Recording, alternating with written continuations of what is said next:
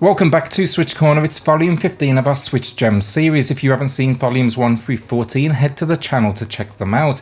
Here though, I break down a few of my favourite games on the console. Some hidden gems, some not so much. As always though, in this video today I have 5 games for you. I'll tell you why I like them, what you can expect from the experience, and then basically help you figure out if it's one you should add to the library or even add to that wish list. So with that luck, hit subscribe if you love the Switch as much as we all do here, join our growing family, and let's get started.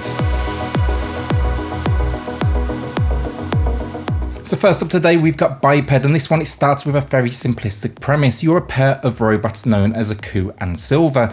Your mission, you're aboard like Space Pod Onion. It's going to drop you off on a planet and you must traverse it and light 8 beacons. These beacons will actually save it.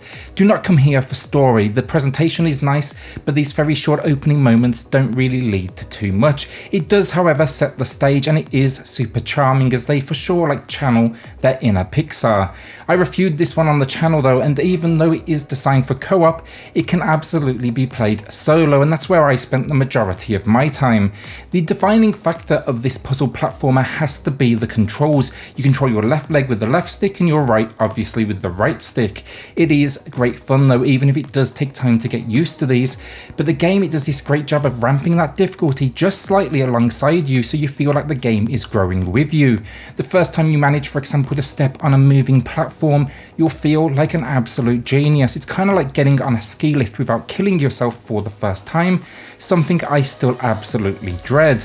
These feet though, they can turn into skates, they can grab onto items. It creates something very simplistic but then pushes you to do more and more with it. You know, that same control set is with you the whole way and it will just continue to grow. If you like the idea of co-op, this is a good one to check out, though I will say harder than it looks, and while I think something like last week's Filming Connection will be good for any age group, this one's probably best reserved for teens and up, no matter how appealing these visuals may seem. The only other issue folks might have with this one, the runtime. It is pretty short stuff. You can probably beat it in around 3 hours, though I will say the single player and the co-op campaigns are different. Alright, so recently we've seen a resurgence of the side-scrolling beat-em-up genre. What I want more of now, the run-and-gun genre, the Contras of this world. One I mentioned relatively early in the channel's life was Blazing Chrome. This game, absolutely incredible. Now, like any run-and-gun, it's not a long experience, and technically you can probably wrap things up in like under an hour, but this style of game was never designed for longevity in the traditional sense. It was designed to have you, bump up that difficulty level, chase high scores, and then of course playing co-op with friends and a few beers or your drink of choice. Here the story, it is basic, but it is also good old sci-fi fun. The world is now ruled by machines and you're one of the last few humans remaining. You're at risk of full-on extermination, so you're going to grab your guns and get to work as a one-man army. Great pixel art, fun boss moments, tight controls, a few moments that break the generic platforming, and then the soundtrack, it's like chiptune in all its glory and well worth checking out as it just captures the, child in me and the panic-inducing pace you would expect. This is absolutely though made for retro fans out there. It's not trying to change anything, but instead give us more of a genre many of us grew up on, and in that sense I gotta say it absolutely succeeds. See, like stealth games, an absolute must-buy has got to be Monaco, What's Yours Is Mine. While it looks very simplistic with its like retro top-down, almost like old-school GTA look, do not let that deceive you, because what lies behind these visuals is an incredibly deep gameplay and story experience. Here you'll basically find yourself as part of an elite criminal team. Think distractions, think heavies, think pickpockets and so on. The idea, the story of this game, it starts with you being interrogated after a heist. The game will then take place over multiple arcs and it will actually unravel this crime thriller. It's basically you flashing back to all the missions you went on, but it has a ton of twists and turns along the way. So yeah, here you'll work your way through these different missions, all with a ton of different objectives, and this version then it's got all the DLC, meaning it's a whole lot of content, bringing together the story, a survival variation, a zombie mode, and a full-on additional campaign. In-game, expect to be dropped into this world with an objective to complete, so let's say you need to disable some alarms or get to an exit. But even though the game gives you the objective, it's not going to tell you how to go about it. That is completely up to you, whether it's like hiding in the shadows or, charging through, holding your breath and simply hoping for the best. On the eShop here, they proudly announced PC Gamer said it's one of the best co-op experiences of all time, and I gotta say I have to agree, it's for sure up there, but just know most of my time here was single player and I still adored it.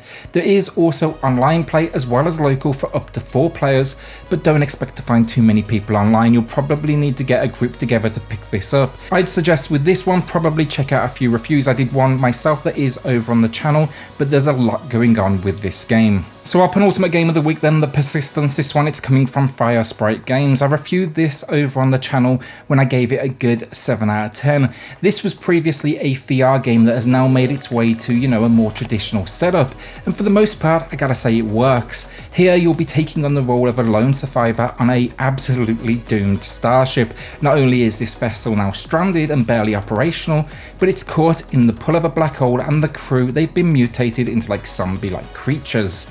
Your job, make your way deep into the ship to like complete repairs. This is not an easy game. You will die a lot and it will for sure scare the crap out of you, but don't worry, if you do die you're a clone, so a few moments later it's back to the beginning to try again. That is, unless you turn on permadeath mode. That's right though, this is basically roguelite influenced. Every time you die you'll restart, the ship layout itself will change, and you'll progressively be able to add like upgrades and enhancements to your clone. The main complaint I really had with this one was getting used to the controls and just the restrictions of VR that have come along for the ride.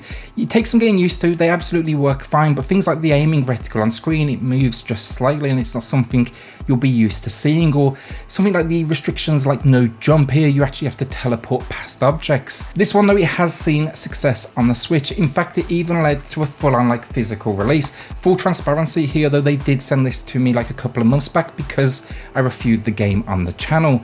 But yeah, if you want to check it out, if physical's more your speed, just know you can grab it that way too.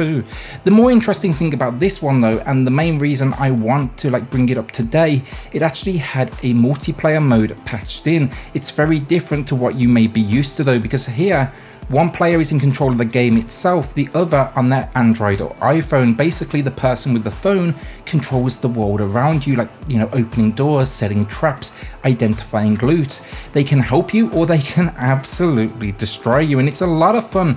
No one seems to want to help me personally, but it makes for this really interesting approach to the genre where you now almost have a guide if they play nice. Just be warned, this happened to me, they might lie to you and actually send you into a death trap. I had a couple of moments, I will say, when connection between the app and the game dropped, but I gotta say they were pretty few and far between, and we found it really unique. I'd say horror fans definitely take a look at this one.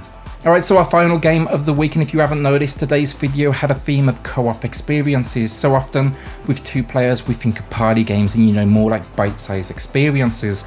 But there's so much out there that I wanted to highlight. Sure, I had a run and gun, which is kind of a classic co-op, but we also had a horror game that utilizes your phone to patch in. We had a stealth puzzle experience, and then we had a puzzle platformer. All these games are just as fun in single player as well, just know that. For the final game this week though, let's go obscure, Wilmot's Warehouse. This comes from the genius behind like this week's release, actually, I Am Dead, which Annapurna released, and this just shows kind of how either genius they are or mad, I'm not quite sure.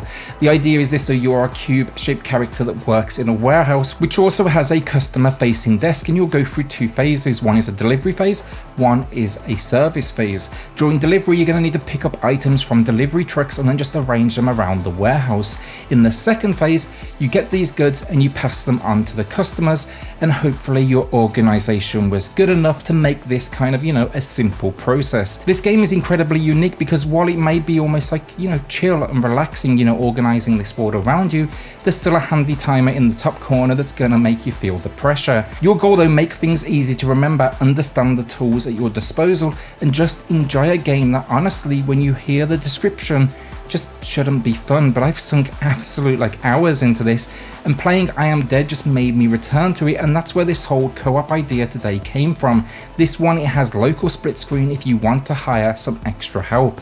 Like every other game on this list today though, as I said, it's just as fun solo as it is in co-op. It's just co-op here is an absolute bonus. And that is it, another week down. Do you have any favourite co-op or online play experiences I should add to my own wish list? With that then, like a shout out to the patrons of the channel who are just going above and beyond to support SwitchCorner. Truly is appreciated and it helps more than you know, so thank you all so much. If you want to check that out for yourself, I have linked it in the video description down below.